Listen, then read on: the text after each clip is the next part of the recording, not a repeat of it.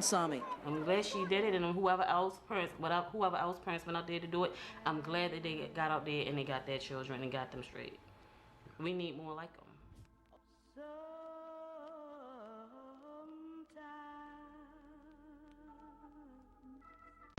Why are black women celebrated for harshly physically disciplining their children by other black women?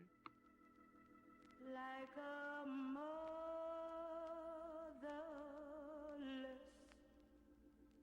child.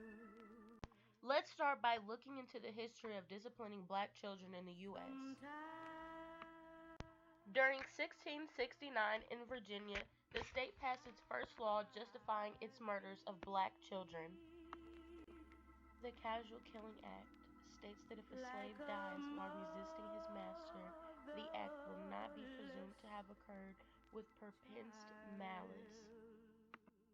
In other words, this act allowed for those who were in power, which were whites, to physically discipline slaves to the point of death if the overseer was correcting them, because the intention to be vengeful or evil was not intentional.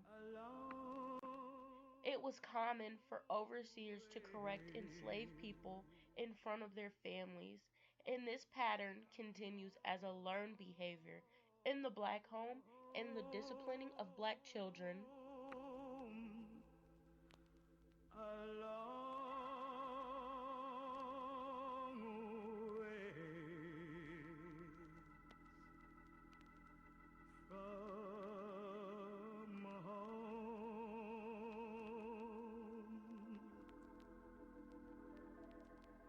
Sometimes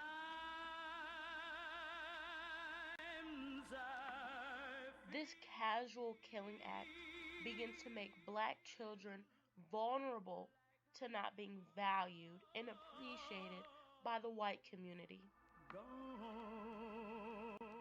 Although the Casual Killing Act was approximately 350 years ago, its effects are present in the psychology of black women today and why we continue to harshly physically discipline our black children.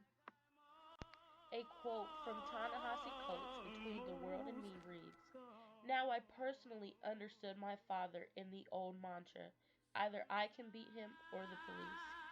This quote explains the sad truth behind spare the rod, spoil the child.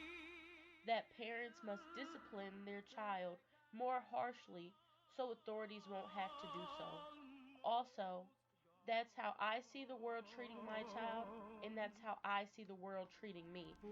A person who is armed with the ability, on behalf of the state to dispense lethal violence, decides to threaten someone with that lethal violence based on a turn signal.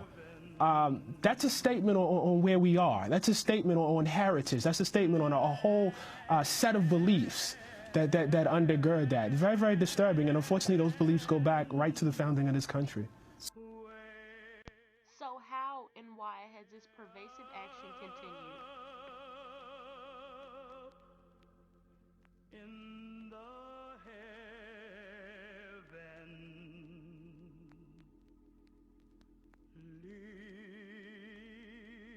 land.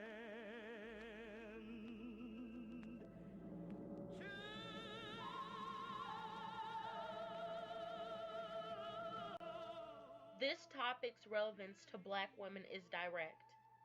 In order to lessen the stress in their life from criticism for beating their children, the actions or thoughts must change. This cognitive dissonance can be solved by no longer harshly disciplining our children or disciplining our children in a way where we will no longer be stressed. Tough love. And she said, no, he's not perfect, but he's my kid. For him to say that she's my son,